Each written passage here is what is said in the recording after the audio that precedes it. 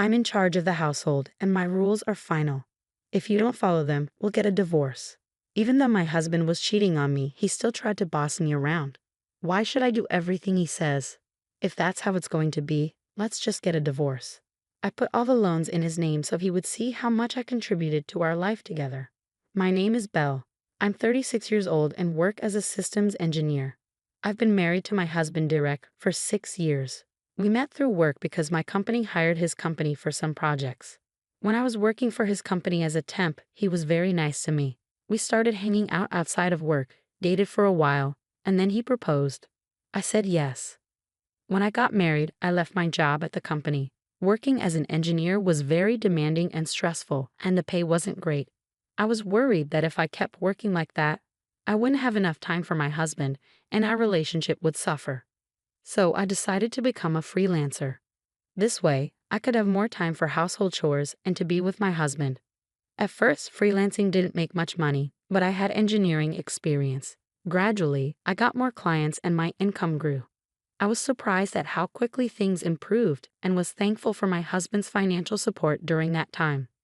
I worked hard on housework, even though cooking wasn't my strong point. I used recipe books to try different meals to keep my husband happy.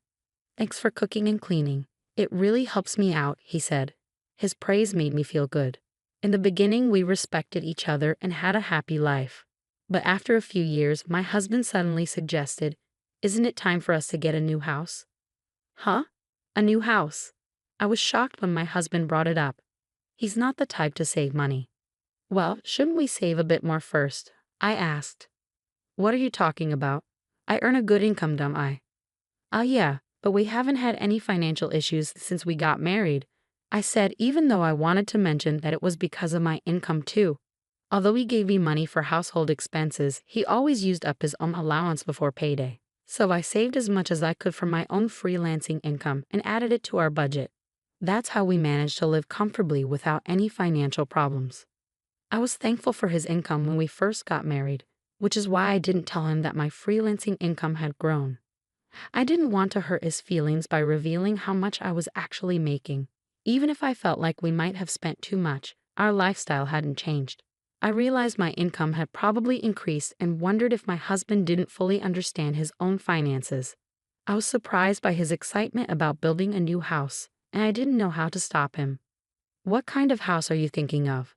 I asked, trying to find a way to build something affordable while considering his preferences. But he kept adding more and more features. If we want to include all of these, the house will be very expensive, I said. It's not a big deal. It's a once-in-a-lifetime purchase, and my income should cover it, right? He replied. I was puzzled about how he came to that conclusion. I regretted not telling him about my increased income and decided it was time to do so to help him understand. Direct, about the household expenses, I actually contribute a significant amount from my income too, I said. For some reason, he didn't believe me. Come on, don't be so slow about this. I'm not lying, I insisted.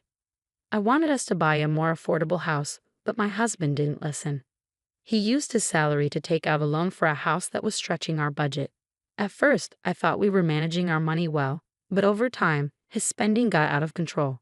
He started buying expensive clothes and watches and went out drinking every night with his colleagues. Even though he worked extra hours to cover these costs, his spending was hard to ignore.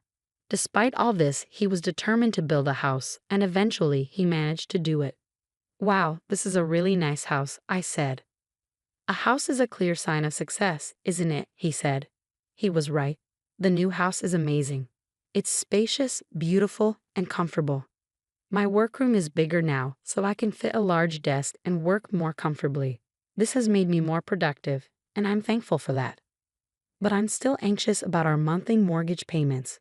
My husband doesn't seem to understand that we're paying off a long-term loan every month. The house is in his name, but he tends to overspend, so his account is often empty. Because of this, I have to transfer my income into his account just to cover the mortgage. I'm getting frustrated with him, so one day, I decided to talk about it. Don't you think you've been spending too much lately? I asked. I need you to think about things like the mortgage for the house, I said. My husband frowned and replied, What are you talking about? We've been living normally since we bought the house. If that's the case, then there's no problem. You're just stressing over small details. And isn't it because you manage your money poorly that you're short? That's not my issue. What? Wait a minute. I'm always trying to save money from the daily expenses with the money you give me, and I'm also using my own earnings to cover the mortgage and other costs. So please don't talk to me like that. What's your problem? Besides, the amount you're contributing isn't that much, so don't act like it's a big deal. The one who earns the most is the best, and that's me. Don't try to give me advice, my husband said, trying to shut me down. I was shocked by how my husband had changed. He used to be kind and caring, but now our relationship felt strained. We barely talked, and sometimes we didn't even greet each other. He worked overtime more than ever and came home late at night. I started to question if it was okay to continue living like this. We were just coexisting under one roof without meaningful conversations. Maybe it would be better to get a divorce. But if there was a chance to fix things, I wanted to try. After thinking it over, I decided to take the first step and reach out to him. But my efforts were crushed when I saw him in town one day. I had gone out to buy a birthday gift for a friend.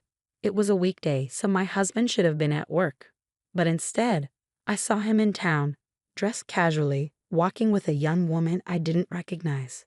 I was stunned and immediately thought he might be having an affair.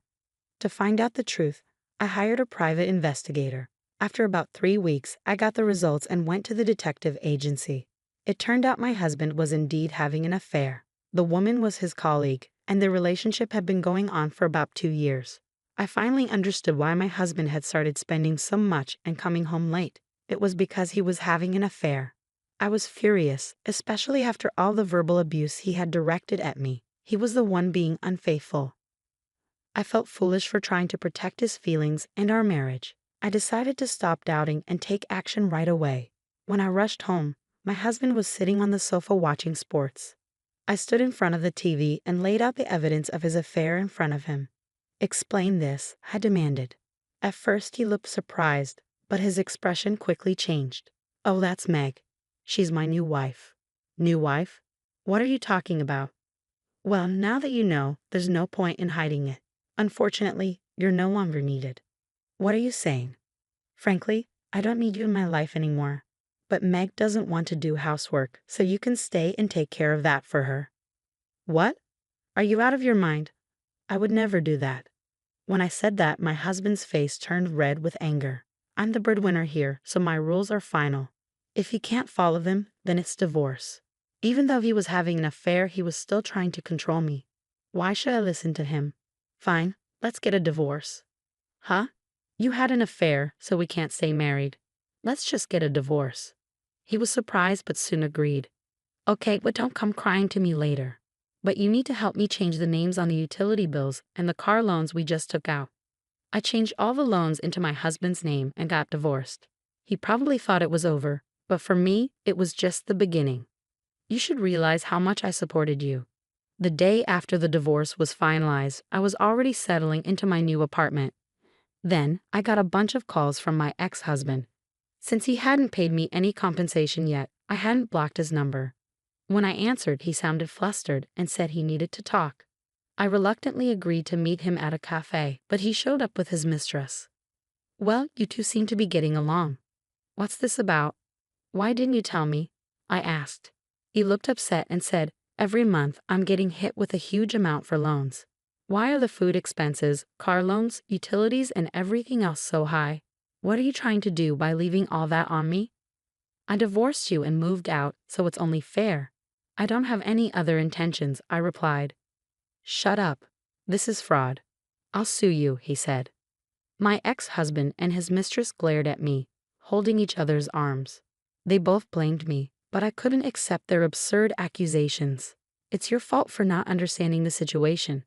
I showed you the documents, didn't I? The house loan was in your name, so it's only fair you pay it. I've been transferring the necessary money into your account. How could you, with your small income, cover all that?" As someone with a poor grasp of the situation, I explained calmly.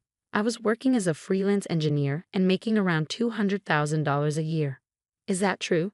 he asked, clearly shocked by how much I was earning compared to him. It didn't matter if he was surprised or not. What mattered was that I hadn't received proper compensation yet, so I planned to pursue it through a lawyer. Are you trying to swindle money from us? He demanded. I'm just claiming what's rightfully mine. I'll also be making claims against your mistress, I said. I received compensation from both of them for the emotional distress they had caused me. My ex-husband's mistress was devastated to find out he wasn't using his own money to pay for the loan. The next day, she disappeared from his life. Their affair ended just like any other when the money ran out. Now my ex-husband lives a lonely life, struggling to pay off his loan and make ends meet while commuting between work and home. He's facing the consequences he deserves, but he couldn't handle it and started spreading news about his affair at work. His mistress claimed he was abusing her, leading to a messy quarrel. Since neither of them was credible, no one believed their claims. His financial troubles worsened, and he was eventually demoted and received a pay cut due to his inability to focus on work because of his mounting debts. It's all his own fault, and frankly, he brought it on himself. As for me, I was nervous at first when I moved into my new high-rise apartment, but now I'm enjoying my life here. I'm not interested in marriage or romance for a while, but that doesn't mean I want to be alone forever. If I meet someone in the future, I hope we can build a supportive relationship based on what I've learned from this experience. For now, I'm focusing on working hard and making the most of my time for myself.